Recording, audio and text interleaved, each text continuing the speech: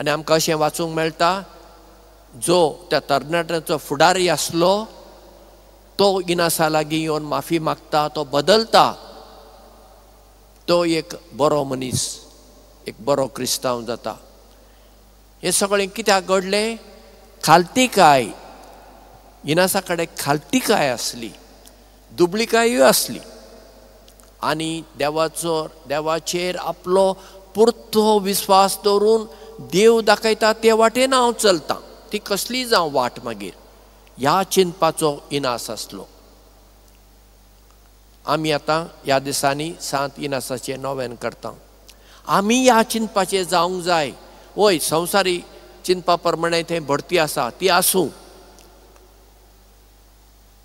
पूण आमच्या धर्मांत इगर्जेंत आमकां भरती आसूंक जायना. पूण आसा न्ही ह्या चिंतपाचे पाद्री आसात, माद्री आसात. पयलो पाद्र कूर, आतां उलयता देसी पाद्र कूर, मागीर कोपेलांव नाजाल्यार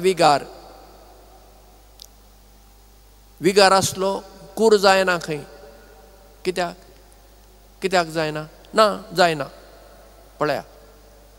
आनी मागीर अशें मागीर कॅनन बीस अशें भरती. हें चिंतप धार्मीक पाद्री मदें ना, रिलिजियस पाद्री मदें ना. आतां हे बासिलिकेचो रेतोर आसा, तो वडील.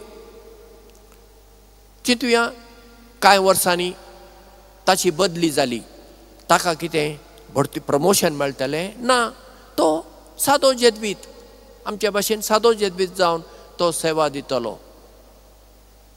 जेद्वितांक भरती ना आसूं नये. आनी त्या चिंतपाचे जर कोणी जेद्वीत आसात तांणी जेद्वीत संस्थेंत रावचें न्हय.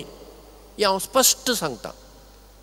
आमी आसांव जेद्वीत सेवा करूंक, सेवा करून घेवंक न्हय. कित्याक आमी इनासाचे पाटलावदार आनी इनास जेजूचो पाटलावदार. म्हणटच आमी जेद्वितांनी इनासाची देख घेवन जेजूचो खरो पाटलाव करूंक आनी सदांच लोकांची सेवा आनी ती खरी बरी सेवा करूंक तांचे पासत आमी ह्या मिसा वेळार मागुया आनी आमचे पासत आमी मागुया.